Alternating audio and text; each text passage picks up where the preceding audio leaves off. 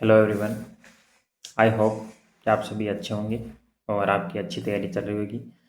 दोस्तों, आज अपन इस वीडियो में ये बात करने वाले हैं कि केवीएस एनवीएस में जो टायर 1 होने वाला अभी 10 और 11 जनवरी को, उसमें लैंग्वेज कॉम्पिटेंसी को लेकर बहुत सारे के डाउट चल रहे हैं कि क्या लैंग्वेज कॉम्पिटेंसी ये हमारे की तरह 40% क्वालिफाई करनी है, क्या इसके मार्क्स फाइनल कट ऑफ में जुड़ेंगे।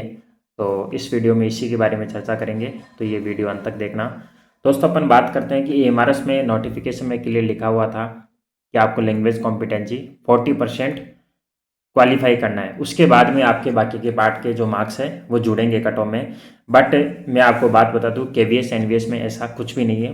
केवीएस में एनवीएस में आप टायर 1 देने जाएंगे तो लैंग्वेज कॉम्पिटेंशन की बात करो, इंग्लिश के 10 क्वेश्चन सभी के लिए अनिवार्य हैं।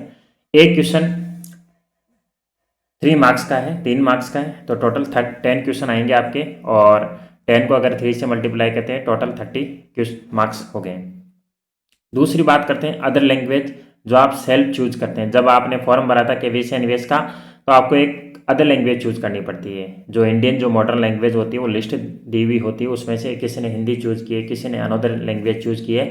तो आपने जो भी लैंग्वेज चूज की है उसके 10 क्वेश्चन आएंगे, तो वो भी एक 30 मार्क्स का हो गया। टोटल 60 मार्क्स का लैंग्वेज कॉम्पिटेंसी पूछा जाएगा।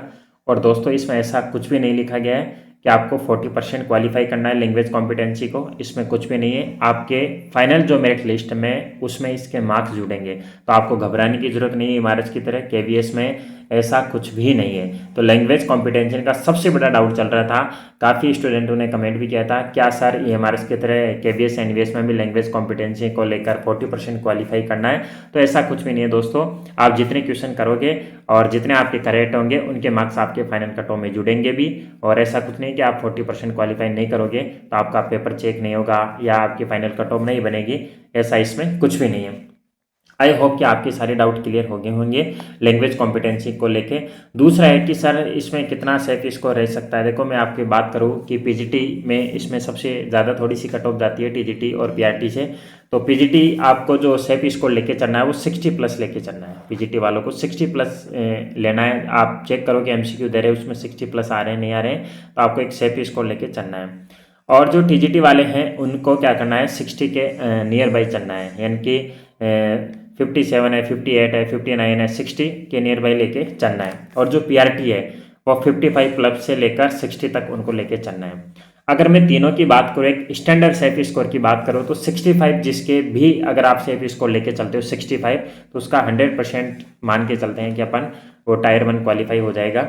और वैसे भी सब्जेक्ट के अकॉर्डिंग कैटेगरी वाइज ये कट ऑफ कम जाने वाली है, और काफ़ी लेंथी जो पेपर होता है इसका, और कट ऑफ इतनी ज़्यादा जाती नहीं, क्योंकि इस बार जो पोस्टें बहुत ज़्यादा ही है। 15,762 आई है, यानी कि 110 गुना को लेने वाले हैं दोस्तों, 1,57,620। आई होप, मैं आशा करता हूँ कि इस नंबर में आप सभी का भी नंबर आना चाहिए, क्योंकि आप लंबे समय से तैयारी कर रहे हैं, आप सभी भी अपने माता पिता का सपना पूरा करना चाहते हैं। तो दोस्तों, आपके पास बहुत ही कम दिन बचे हैं। अब आपके पास ओनली 10 दिन बचे हैं। 10 दिन में आपको कैसे तैयारी करनी है, एक छोटी सी मैं आपको टिप्स बताता हूँ कि देखो, टाइम कम है, बट इससे कम टाइम में भी आप क्या कर सकते हो, बहुत ज़्यादा दिनों का याद कर सकते हो। कैसे कर सकते हो? जैसे मान लो कि पहले आप 2-2 3-3 घंटे ही पढ़ते थे और सीरियसली नहीं पढ़ते थे, लेकिन अब आपके पास केवल 10 दिन है। देखो, जो लास्ट के में एफर्ट डालता है वही अपना गोल अचीव करता है। लास्ट में आपको फुल फोकस हो जाना है, टॉपिक वाइज एमसीक्यू लगाने हैं, टॉपिक वाइज एक बार थ्योरी पढ़ लेनी है, इंपॉर्टेंट चीज़ पढ़ ले लिए। सबसे पहले आपको सिलेबस कवर कर लेना है। सिलेबस कवर करने के बाद में जो प्रीवियस ईयर के क्वेश्चन है वो लगा लेने हैं, और अच्छे से प्रिपेयर होके जाना है, बिना किसी डाउट के, बिना किसी टेंशन के जाना है। और आपको जो 2 घंटे मिल लेंगे एग्जाम में उसको अच्छे से मेंटेन करना है।